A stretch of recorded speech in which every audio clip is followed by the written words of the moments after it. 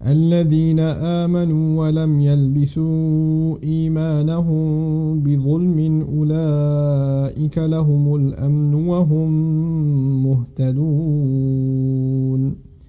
سورہ انعام کی آیت نمبر 82 میں اللہ فرماتا ہے کہ جو ابراہیم علیہ السلام نے لوگوں سے فرمایا، فأي الفريقين أحق بالأمن إن كنتم تعلمون۔ پچھلی آیت میں کون سے دو گروہ ہیں جو زیادہ سکون کے حقدار ہیں؟ زیادہ قلبی سکون۔ لہٰذا یہ آیت ان لوگوں کے بارے میں ہے جو اپنی زندگی میں قلبی سکون حاصل کرتے ہیں۔ آپ کو معلوم ہے کہ لوگ کئی قسم کے جذباتی بے ضابطگیوں، ڈپریشن، دکھ، غصہ اور بے چینی کا شکار رہتے ہیں۔ آپ سکون کیسے حاصل کرتے ہیں؟ کیا ایمان اور سکون میں کوئی تعلق ہے؟ قلبی سکون یہاں تک کہ جذباتی اور نفسیاتی سکون ہے۔ اللہ فرماتا ہے الذين آمنوا ولم يلبسوا إيمانهم بظلم۔ وہ جو مکمل طور پر ایمان لائے اور اپنی سچائی اور ایمان کو غلط کاموں سے نہیں بدلا۔ دوسرے لفظوں میں غلط کام نہ صرف ظاہری طور پر خرابی پیدا کرتے ہیں، بلکہ جب آپ ظلم کرتے ہیں تو آپ ظاہری طور پر یا کسی کے ساتھ خرابی کر رہے ہیں۔ لیکن اس آیت میں اللہ بڑی خوبصورتی سے بیان کرتا ہے کہ جب آپ ظاہری طور پر کسی کے ساتھ کچھ غلط کرتے ہیں تو اصل میں آپ اپنے باطن پر بھی ظلم کرتے ہیں۔ اور پھر اللہ فرماتا ہے کہ اگر آپ ایسا نہیں کرتے اور دوسروں کے ساتھ غلط نہیں کرتے اور کسی قسم کی ناانصافی نہیں کرتے تو یہ وہ لوگ ہیں جو سکون کے حقدار ہیں، انہیں سکون ملے گا۔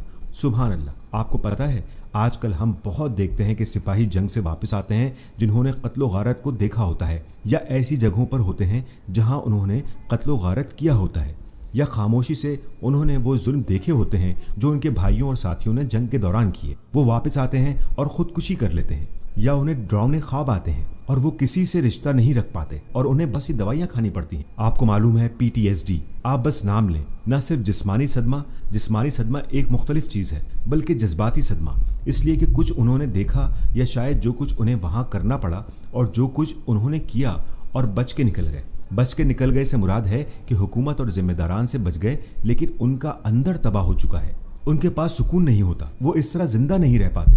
وہ لوگ جو کسی قسم کی بھی برائی کرتے ہیں، نہ صرف دوسرے لوگوں کے ساتھ، آپ کو معلوم ہے جیسے آج کل لوگ ہوتے ہیں، سبحان اللہ، تفریحی صنعت میں، موسیقی کی صنعت میں، بھلے ہی وہ بہت مشہور شخصیات کیوں نہ ہوں، یا ایسے لوگ جو کسی بھی ایسے شعبے سے تعلق رکھتے ہیں جہاں بس گناہ ہی ہوتے ہیں یا برے کام ہوتے ہیں۔ آپ کو پتہ ہے جیسے کلبز میں ہوں، جو بھی ایسے برے شعبے ہیں، ایسے لوگوں کو نشہ لینا پڑتا ہے تاکہ وہ سکون حاصل کر سکیں، کیونکہ وہ بس دوسروں کے ساتھ اور خود اپنے ساتھ بہت ہی برے ہوتے ہیں۔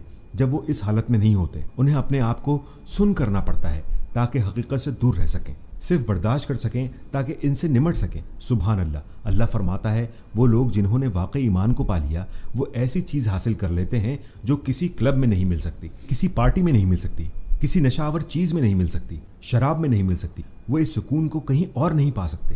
جو لوگ ان سب میں ملوث نہیں ہیں، ان کے لیے یہ صرف تفریح ہے، یعنی آپ ایک فلم کے بعد دوسری فلم دیکھتے ہیں، ایک کے بعد دوسری، ایک کے بعد پھر دوسری، یہ آپ کو اندر سے برباد کر رہی ہے، یہ آپ کا بہت نقصان کر رہی ہے۔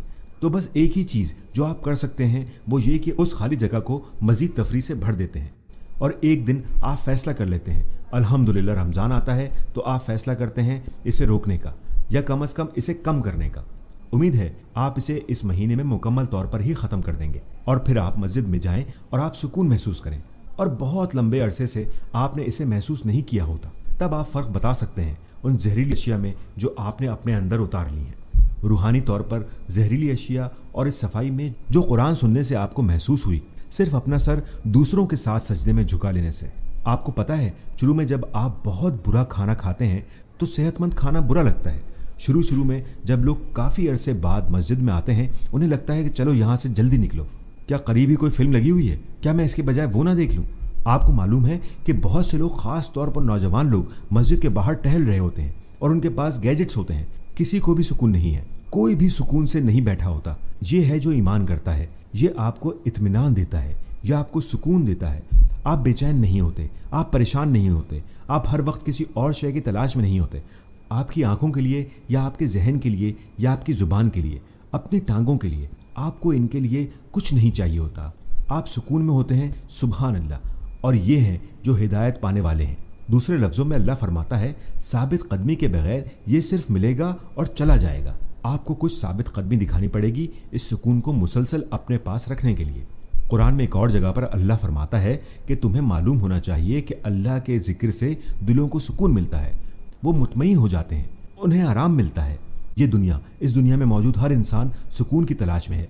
वो अपने अंदर इत्मीनान तलाश कर रहे हैं। कुछ है जो उन्हें परेशान कर रहा है और वो अपने आप को कहते हैं कि अगर मुझे ये हासिल हो जाए तो मैं खुश हो जाऊंगा। दूसरे लफ्जों में खुश होना, अगर मेरे पास इतना पैसा हो तो मैं खुश होऊंगा, अगर मुझे ये लड़की मिल जाए तो मैं खुश हो जाऊंगा, अगर मेरे पास ये गाड़ी हो तो मैं खुश हो जाऊंगा, अगर मेरे पास ये घर हो तो मैं खुश हो जाऊंगा, या अगर मैं वो वीडियो गेम हासिल कर लूं, अगर मैं ये करूं, अगर मैं वो करूं। वो जब भी ये कहते हैं कि मैं खुश हो जाऊंगा, आप देखें जो चीज़ें आप पहले कहते हैं यानी कि ये आपको मिल जाएं तो आप खुश हो जाएंगे, तो ये कब तक रहेंगी और फिर आप किसी और चीज़ की तरफ बढ़ेंगे और उसमें आपको इत्मीनान नहीं मिलेगा। ये आयत है तो अल्लाह हमें सिखाता है इब्राहिम अलैहिस्सलाम के अल्फाज से, हमेशा रहने वाले अल्फाज हैं। तब भी ये सच थे, आज भी ये सच है। सुभान अल्लाह। वो लोग जो मुकम्मल तौर पर ईमान को पा लेते हैं और उसे गलत कामों से बदलते नहीं। लिहाजा अगर आप मुसलमान हैं, इसका मतलब ये है कि आपको सुकून हासिल हो गया। हो सकता है कि आप अपना ईमान गलत चीज़ों के साथ बदल रहे हैं। आपको वो गलत चीज़ें रोकना होंगी, अपनी ज़िंदगी से उन्हें ख़त्म करना होगा और अल्लाह आपको सुकून का तोहफा अदा कर देगा। अल्लाह हम सबको सुकून वाला बना दे और अल्लाह हम सबको मुहतदीन में से कर दे।